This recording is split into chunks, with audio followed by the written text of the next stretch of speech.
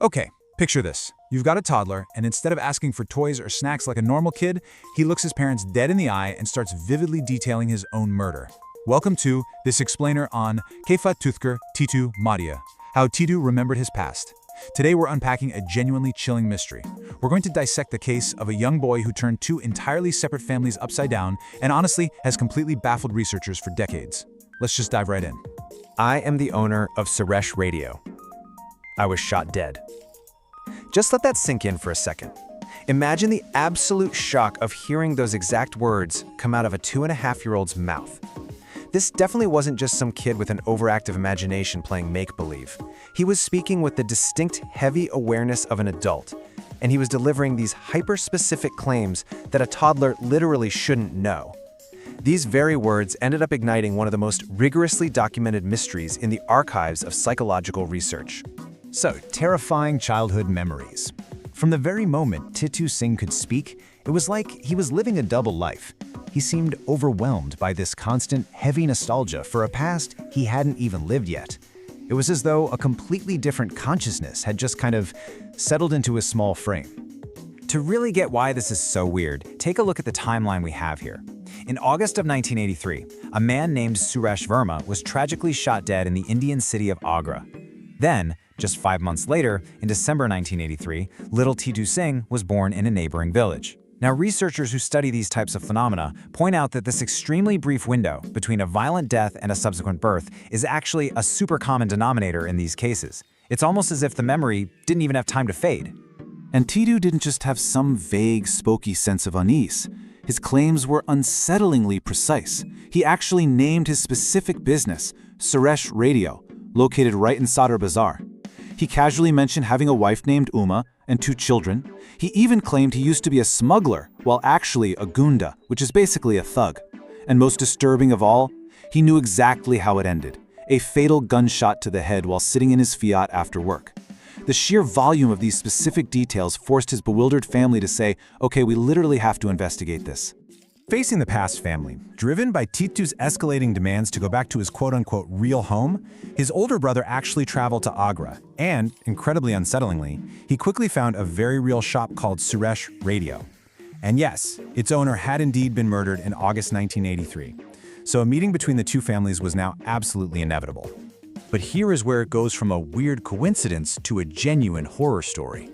The real shock wasn't in the public details of the murder. Anyone could have read those in a newspaper, right?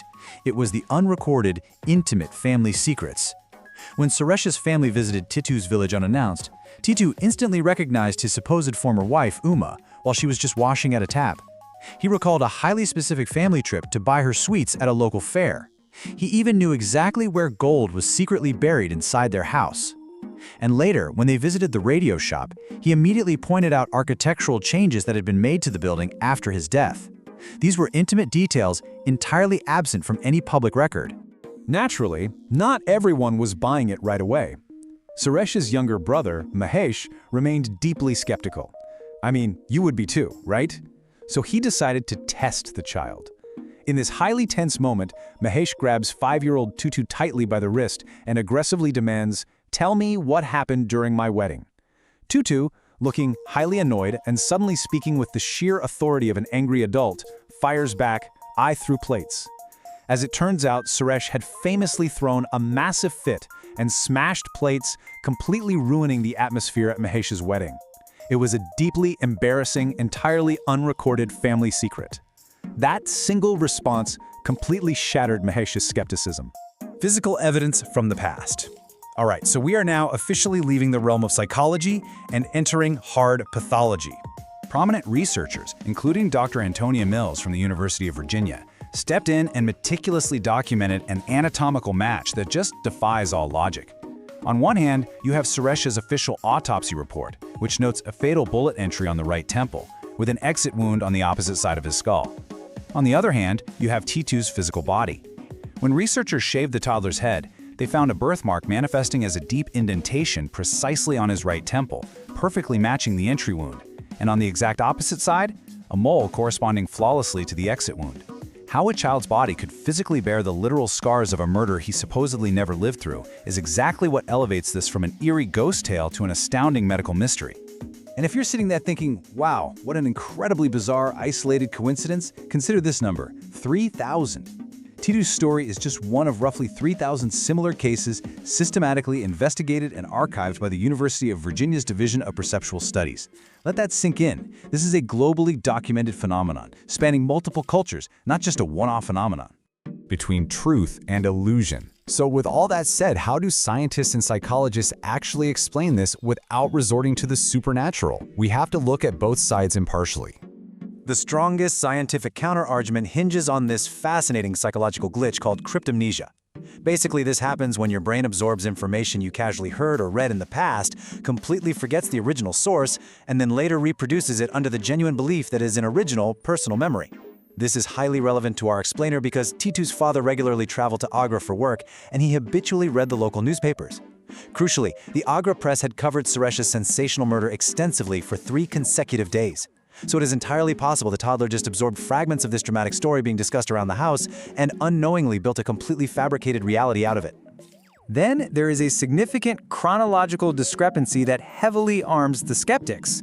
While Titu's family claimed he was born in December 1983, which is months after the murder, investigating researchers unearthed hospital records suggesting his actual birth date might have been December 11, 1982. If those medical records are accurate, it means Titu was born months before Suresh was even murdered. While researchers do admit the record could potentially belong to another child entirely, this timeline flaw is a massive hurdle for the supernatural theory. When you weave all these skeptical elements together, you get a highly compelling psychological explanation. It starts with a child's subconscious absorption of a violent news story. Then add in the immense power of confirmation bias. We're talking about a grieving family here, desperate for a connection to their murdered loved one. When they meet a child who displays familiar traits, their deep human need to heal might cause them to interpret random childhood behaviors as definitive proof. Combine this with the inadvertent feeding of details, where the family might have unintentionally supplied the child with clues while questioning him, and you can see exactly how grief and memory could inadvertently manufacture a haunting, shared reality.